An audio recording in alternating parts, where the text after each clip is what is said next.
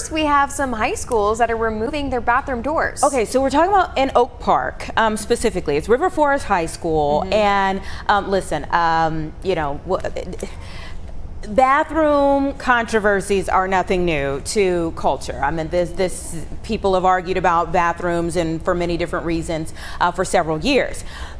This one is kind of interesting because one, it's a self-forced error. This is what I like to call a self-forced error in terms of the students. The high school says, the administration, they say, hey, we had issues with kids fighting in the bathrooms. We had issues with kids cutting class in the bathrooms. We had issues with kids gambling in the bathrooms. I mean, the list goes on of things that were happening in the bathrooms. So they removed the outer door to the bathroom. Now, if you think about like going to the airport, like there's no outer door. Kind of the hall that will separate them. Yeah, there's no outer door. You walk in and then there are doors to stalls. So essentially that's what they've done.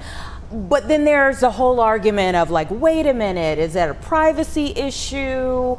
You know, there's so much that could be said about it. But again, if they didn't have the issues to begin with, they wouldn't have tried to maybe go this route. And they've said that other schools have gone this route and been just fine.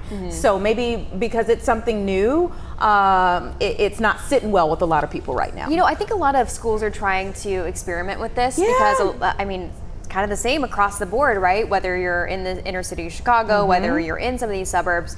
It's interesting, just a couple of weeks ago, we had a person come in talking about his new technology where they're able to detect vaping, even if it's a little bit, and they're even able to, or at least they're trying to be able to detect whether it's marijuana, whether it's tobacco, you know, whatever they might be smoking.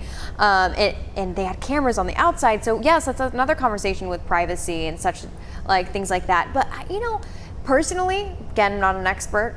Also, I'm not well versed in privacy law or anything like that. But I don't see a problem with having those hallways as long as they are separate and you're not peeking in. Yeah, I think people don't like change, and well, we've seen that in a million ways. Cracker Barrel was one of them this week. I mean, you know, people don't like change.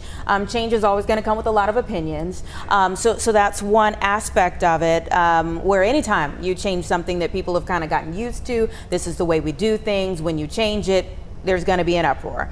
But there's the aspect of what are they trying to correct, and then how do they go about correcting it? And I think, you know, maybe if they have some input from parents, maybe some type of forum where parents can weigh in and kind of assess where the parents stand on this. If they can all be in one room, the administrators, the parents, and even some students, you know, come forward and talk about how they're feeling about it now. Maybe they'll be able to get through it to the other side of the controversial aspect of it, because at the end of the day, it's really just about one, safety, and one, kind of the rule of law in the school, making sure that kids are doing what they're supposed to do in school. So I guess we don't have all the background. I don't know if they started this to start off the year or what, but maybe they should have just slowed down their timeline a bit if they are getting a lot of pushback. Like you said, had the input. A little more input. Would be a little more smooth with the transition. So we'll see what happens with that, because you know, obviously they have implemented it, but they're gonna kind of listen around now, do some listening sessions, and that should be good for them.